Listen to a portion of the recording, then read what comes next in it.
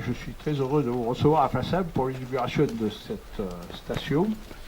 Il faut rappeler que la précédente station datait de 75 et ces 10 dernières années, on avait quelques petits soucis de fonctionnement. Nous avons profité de l'élaboration de notre PLU en 2012 pour finaliser le projet avec le cabinet Tramway d'une nouvelle station en prévision de l'évolution espérée de la population de Flassal.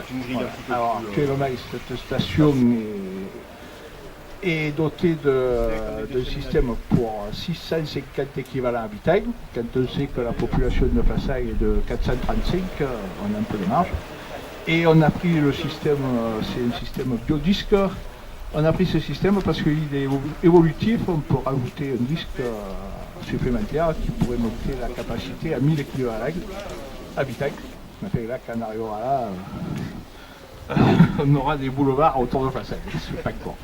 Voilà, juste un petit mot, je voudrais connaître une petite pensée pour le prédécesseur de Jérôme, Hélène Adam, parce que un visionnaire qu'il était, il avait déjà entamé des négociations pour acheter les terrains à côté là, pour pouvoir agrandir la station.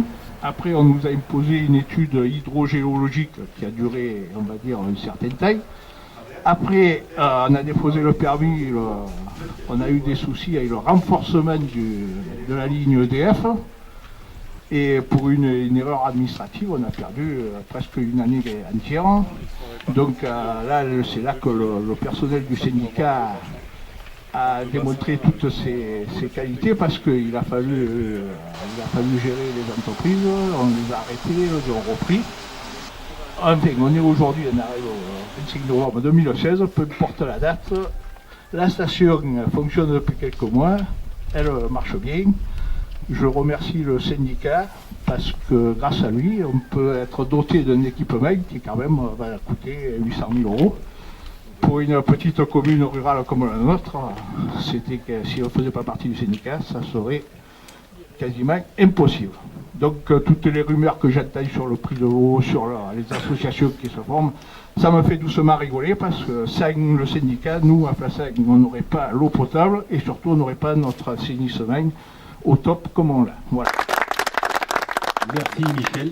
Il y a 2 semaines, nous nous retrouvions à Sorgues pour la pose de la première pierre de la nouvelle et principale unité de pompage d'eau potable du syndicat. Et aujourd'hui, nous avons le plaisir d'inaugurer la nouvelle station d'épuration de Flassal. C'est bien cela que représente le syndicat, la capacité de construire une infrastructure qui va alimenter 150 000 habitants et également aussi de répondre aux attentes d'une commune de 500 habitants. Nous inaugurons donc aujourd'hui la nouvelle station d'épuration de 650 équivalents habitants, très attendue par la municipalité de Flassal. Je suis très heureux d'être aujourd'hui à tes côtés, ainsi qu'aux côtés de ton conseil municipal, car j'attache une importance toute particulière à permettre aux communes les plus petites de bénéficier d'une installation technique conforme aux exigences réglementaires, respectueuse de l'environnement et répondant à leurs besoins de développement. Ma volonté est de m'inscrire dans ce qui a toujours fait la force du syndicat, l'écoute, l'expertise, la satisfaction et la qualité du service. Toutes les petites communes bénéficient aujourd'hui de leur système de traitement. La Fare, La Roque, Suzette, Gigondas.